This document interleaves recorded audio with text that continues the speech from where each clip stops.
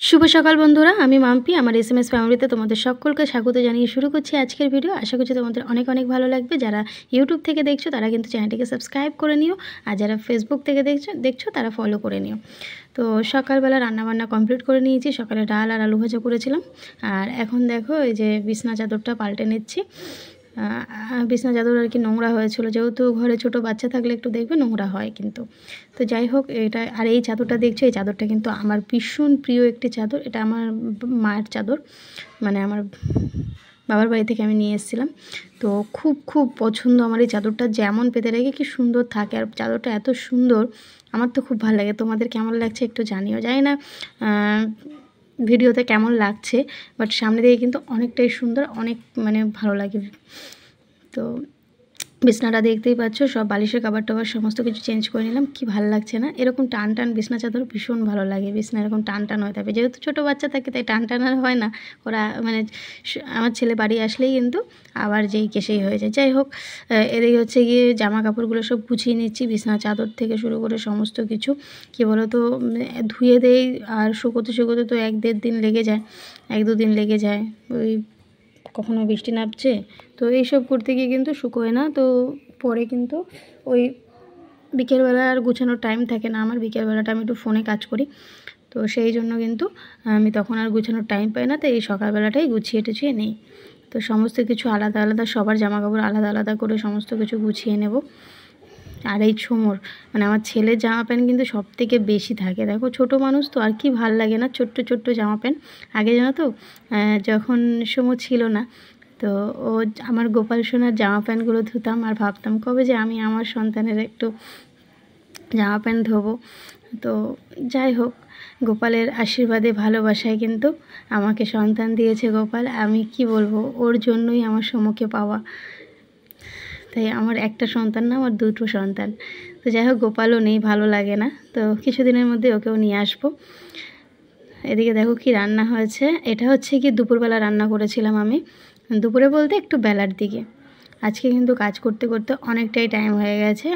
তো মাছের যে পার্শে মাছ ছিল সামুদ্রিক, ওই পার্শে মাছের ঝোল করেছি সর্ষে বাটা দিয়ে, আর হচ্ছে গিয়ে ভাত করেছি। এটা হচ্ছে দুপুরের খাবার, কারণ সোমর পাপা সকালবেলা ডাল ভাত খেয়ে গেছে আর বলেছে দুপুরবেলা খেতে আসবে।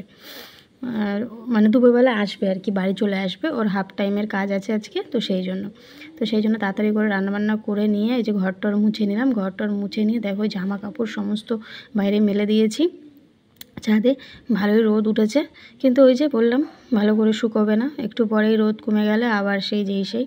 তো যাই হোক, আর এদিকে আমার অবস্থা দেখো, ঘেমে নিয়ে নাজেহাল অবস্থা। আর এদিকে দেখতেই পাচ্ছ আমি একটু ফেস প্যাক মেখে নিচ্ছি। তো এটা হচ্ছে বেসন মাখছি আমি মুখে। আমার বেসনটা ভীষণ পছন্দ। আমি কোনো রকম ফেসিয়াল টেসিয়াল আমি খুব একটা পছন্দ করি না, ভালো লাগে না আমার কোনো রকম প্রোডাক্ট আমি খুব একটা ইউজ করতে পছন্দ করি না। আমি ছোটোবেলা থেকেই আমি সাজগোজ একদম কম করি। এখন যেহেতু একটু সোশ্যালে কাজ করি তাই একটু নিজেকে পরিপাটি রাখার চেষ্টা করি, কিন্তু আমি কিন্তু একদমই সাজগোজ পছন্দ করি না বললেই চলে। তো যাই হোক, ওই একটুখানি নিজেকে পরিপাটি করে রাখতে হয়, কারণ নিজেকে পরিপাটি না করলে কি করে হয় বলো, যেহেতু সোশ্যাল মিডিয়ায় কাজ করি।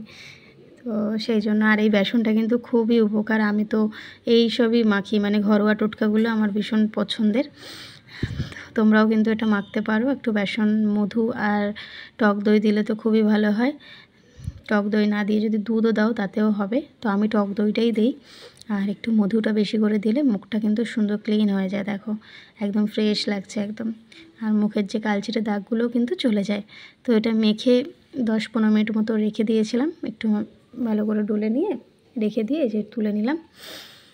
তো যাই হোক, নিজেকে একটু পরিপাটি করে রাখতে হবে, তো সেই জন্য আর কি। আর তাড়াহুড়ো করে কাজ করছি যেহেতু অনেকটা বেলা হয়ে গেছে। এখন স্নান করে পুজো টুজো দিয়ে সময় পাপা আসলে ভাত খাবো একসাথে। আর একসাথে তো দুপুরবেলা খাওয়া হয়ই না। আর জানো তো, আজকে কাজ করতে করতে খুব কষ্ট হয়ে গেছে। যখন ঘর মুছছিলাম আমি কিন্তু পড়ে যাচ্ছিলাম, সেই ভিডিওগুলো আমি কেটে দিয়েছি। সিঁড়ির থেকে পড়ে যাচ্ছিলাম, তার কোমরে কী পরিমাণে ব্যথা লাগছিল জানো না, ভীষণ ব্যথা লাগছিল। মানে কোমরের ব্যথায় আর মানে মনে হচ্ছিলো কি, একই দেখো দাঁড়িয়ে ঘর মুছে, তারপরেও যদি কোমরে ব্যথা হয় তাহলে আর কি করা যাবে। আর এদিকে দেখো আমার ছেলে আর আমার ভাই দুজনে মিলে মানে ভীষণ মানে কি বলবো গুরুত্বপূর্ণ কিছু বলছে। কি বলছে ওরাই জানে, কিছু তো একটা ঘটনা ঘটছে, মানে ঘটাবে আর কি, সেই জন্য আর কি কিছু আলোচনা হচ্ছে। তো যাই হোক, ওই যেটা বললাম আর কি, কোমরের ব্যথা, প্রচণ্ড কোমরের ব্যথা। তো এখনই এই অবস্থা, বয়স তো বেশি কিছু না, তো আরও তো দিন পড়ে রয়েছে, জানি না কী হবে। এখন এই অবস্থা হলে পরে যে কী হবে সত্যি ভাবতে অবাক লাগে। যাই হোক, ওরা দুজনে খেলছিল, এদিকে আমার পাপা নিয়ে আসলো ডিম টুকটাক আর কি।